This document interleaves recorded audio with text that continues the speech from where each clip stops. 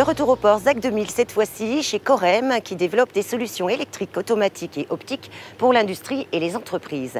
Elle s'est distinguée récemment puisqu'elle est la première entreprise des DOM à avoir décroché la norme ISO 50001 pour son management de l'énergie. L'enjeu, réduire l'impact énergétique des industries et des entreprises. Corem est une entreprise qui développe des systèmes électriques et automatiques auprès des sociétés et des industries. En phase avec son cœur de métier, sa direction a souhaité donner l'exemple en s'engageant, dès ses débuts, dans la certification ISO 50001, la norme la plus exigeante en matière de management de l'énergie. L'idée, participer à l'effort global de réduction de la consommation d'énergie sur notre île. On a souhaité un bâtiment qui facilite l'usage de tous les jours. À savoir que, par exemple, on a associé l'alarme intrusion avec les systèmes techniques qui permettent de gérer au mieux la présence ou l'absence, et puis d'autres systèmes simples comme des détecteurs de présence et de luminosité. Donc à chaque fois, on amène l'énergie là où il le faut, quand il le faut. En termes d'électricité, aujourd'hui le bâtiment a un coût énergétique de 8 000 € par an, alors que ça aurait pu être 5 à 6 fois plus. Si le bâtiment Innoval est exemplaire, c'est aussi grâce au système de gestion énergétique intégré, un outil informatique développé par la société Théo, hébergée elle aussi dans ce bâtiment.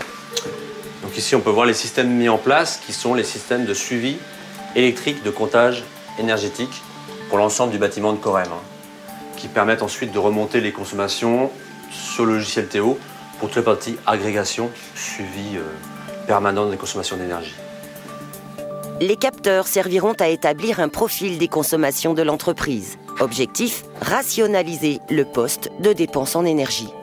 De la même manière qu'en comptabilité, on va justement avoir une comptabilité analytique qui va permettre de mieux connaître les différents postes de dépenses au niveau, et donc gérer au mieux l'entreprise. Au niveau énergie, donc si on fait un zoom sur l'énergie, on va installer des systèmes techniques qui permettent d'avoir une connaissance beaucoup plus fine des consommations d'énergie. On va avoir, par exemple, on voit ici que la climatisation représente environ 1/3 de la consommation d'énergie globale du bâtiment. Le centre informatique, lui, c'est un autre gros poste de consommation. Donc typiquement, sur le bâtiment Innoval, on voit que 2/3 de la consommation, c'est uniquement 2 types d'usages électriques. Ce système, appelé Smart Sim, est ensuite complété par le travail d'un ingénieur énergéticien.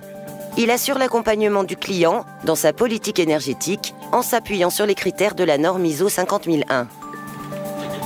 La mise en place de la norme permet de faire des économies de 8 à 20% par la prise de connaissance, éviter les fuites d'eau, les gaspillages, consommation d'électricité la nuit par exemple, meilleure utilisation aussi des équipements par une meilleure connaissance des consommations. La phase numéro 2 va être la mise en place des plans d'action énergétiques qui vont être de changer certains équipements par des équipements de meilleure consommation. Théo a déjà convaincu de grandes entreprises réunionnaises, mais aussi métropolitaines, entrepôts frigorifiques, industries laitières ou encore grande distribution. L'AFNOR, l'association en charge des certifications, a elle-même été séduite, au point de recommander l'outil aux entreprises qui souhaitent s'engager dans la même démarche. On a créé un partenariat effectivement pour accompagner, pour être référent auprès de l'AFNOR aussi dans la mise en place de la 50001. Et donc en ce moment, on communique sur l'Europe entière. Et avec EDF, eux, sont intéressés par les économies d'énergie, notamment sur la Réunion, pour éviter l'impact, ce qu'on appelle le gain système, c'est-à-dire éviter que les consommations n'augmentent en permanence. Et donc, on a créé un partenariat avec eux pour aussi pouvoir diffuser cette norme de meilleure utilisation, d'une utilisation rationnelle de l'énergie chez les clients. Et on accompagne aussi EDF, qui bien sûr veut être aussi lui-même exemplaire sur ses propres consommations. L'obligation de réaliser des économies d'énergie est déjà imposée par les pouvoirs publics aux vendeurs d'énergie. Elle devrait d'ici l'an prochain s'appliquer à d'autres entreprises, celles de plus de 250 salariés. En avance sur la législation, Corem bénéficie également du label national reconnu garant de l'énergie. Un label qui sera obligatoire à compter du 1er juillet 2014 pour pouvoir bénéficier des aides d'État aux travaux d'économie d'énergie.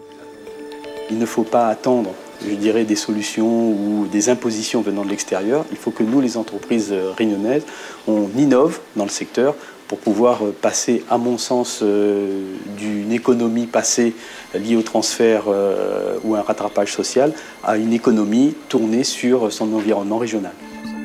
L'insularité incite une nouvelle génération d'entreprises à un management énergétique pointu. D'autant que le coût de production de l'électricité est sur notre île inexorablement à la hausse.